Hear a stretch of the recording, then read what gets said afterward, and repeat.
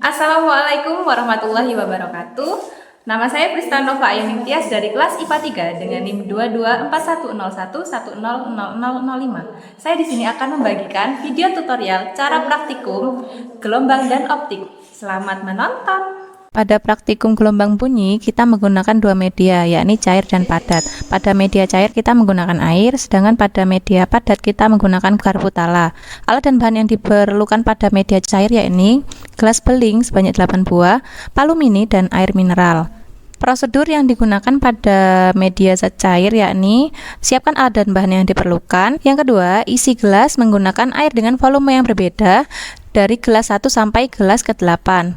Kemudian setelah terisi air, pukul satu persatu gelas untuk mengetahui perbedaan bunyi. Dan yang terakhir, jika terdapat perbedaan bunyi antara gelas 1 sampai 8 dan sebaliknya.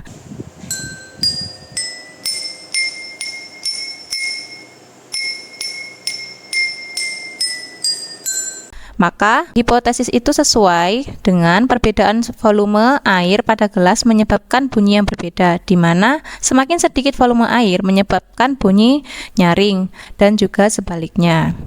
Kemudian, pada prosedur media zat padat pada praktikum gelombang bunyi ini, yang pertama, letakkan satu persatu garpu tala yang memiliki frekuensi berbeda pada media penyangga. Yang kedua, pukul satu persatu garpu tala tersebut. Terdapat perbedaan bunyi pada keempat garpu tala, di mana garpu tala yang berukuran besar dengan 280 Hz memiliki periode bunyi yang lebih singkat. Sedangkan pada garpu tala yang berukuran paling kecil, 512 Hz, memiliki periode bunyi yang lebih lama.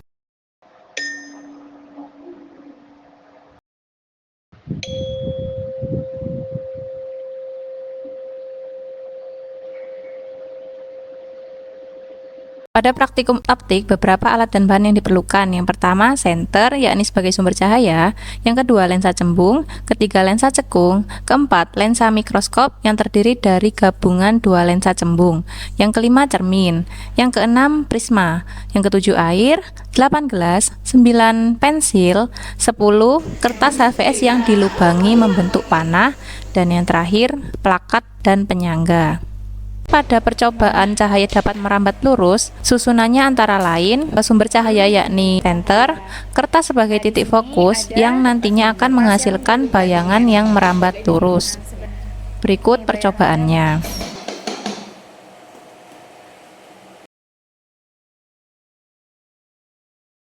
Kemudian kita coba menggunakan lensa cembung. Rangkaiannya yakni adanya sumber cahaya, kemudian adanya kertas sebagai titik fokus, dan plakat bayangan, di mana bayangan yang dihasilkan yakni nyata.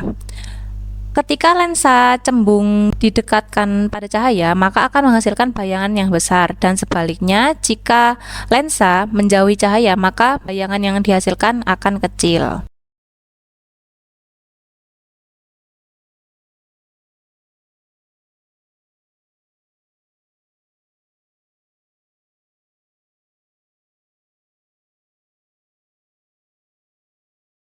Lalu kita menggunakan percobaan lensa cekung dengan rangkaian yang sama seperti lensa cembung yang akan menghasilkan bayangan nyata. Jika lensa cekung didekatkan pada cahaya, maka akan menghasilkan bayangan yang kecil, dan sebaliknya. Jika lensa menjauhi cahaya, maka bayangan yang dihasilkan akan semakin membesar.